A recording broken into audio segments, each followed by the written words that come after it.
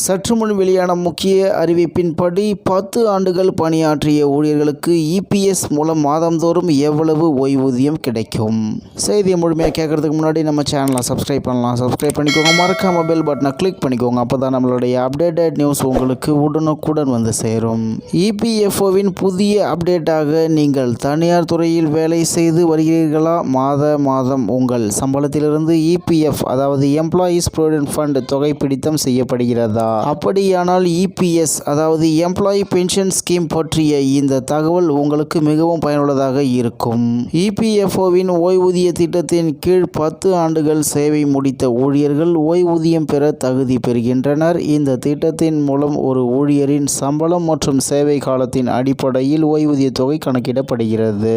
மேலும் இபிஎஸ் ஓய்வூதியம் பெறும் விதிமுறைகள் என்ன? இபிஎஃப்ஓ விதிகளின்படி ஓய்வூதியம் பெற குறைந்தபட்சம் 10 ஆண்டுகள் சேவை செய்திருக்க வேண்டும். 10 ஆண்டுகளுக்கு குறைவாக பணியாற்றியவர்கள் ஓய்வூதியம் பெற முடியாது. மேலும் 58 வயதிற்கு பிறகு ஓய்வூதியத்திற்காக விண்ணப்பிக்கலாம். மேலும் இபிஎஸ் கணக்கில் தொகை எப்படி சேர்க்கப்படுகிறது? ஒரு ஊழியர் சம்பளத்தில் இருந்து மாதம் 12% இபிஎஃப் கணக்கில் பங்களிக்கிறார். அதே அளவு தொகையை நிறுவனம் பங்களிக்கிறது. ஆனால் நிறுவனத்தின் பங்களிப்பில் இருந்து 8.33% இபிஎஸ் அதாவது ஓய்வூதியம் திட்டத்திற்கும் 3.67% இபிஎஃப் கணக்கிற்கும் செல்கிறது. அதாவது இபிஎஃப்ஓவின் ஓய்வூதிய தொகை நிறுவன பங்களிப்பில் ஒரு பகுதியாகும். மேலும் இபிஎஸ் ஓய்வூதியம் கணக்கீடு அதாவது இபிஎஸ் பென்ஷன் கால்குலேஷன் என்ன? இபிஎஃப்ஓவின் இபிஎஸ் திட்டத்தின் கீழ் ஓய்வூதியம் எப்படி கணக்கிடப்படுகிறது? அதாவது இபிஎஸ் ஓய்வூதியம் ஈக்குவல் டு அதாவது ஓய்வூதிய சம்பளம் பெருக்கல் ஓய்வூதிய சேவை வகுத்தல் 70.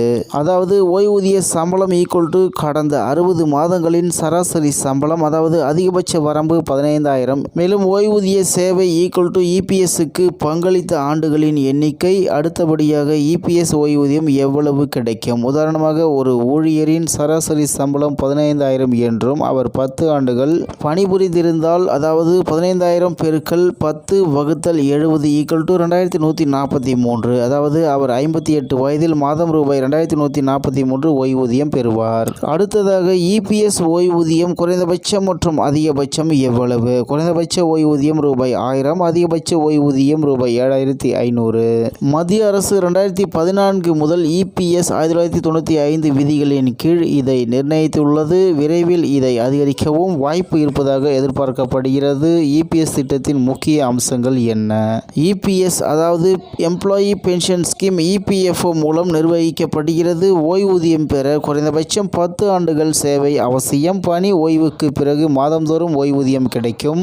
சம்பளம் மற்றும் சேவை அடிப்படையில் ஓய்வூதிய தொகை மாறுபடும் என்று தகவல் வெளியாகி உள்ளது என்பது குறிப்பிடத்தக்கது.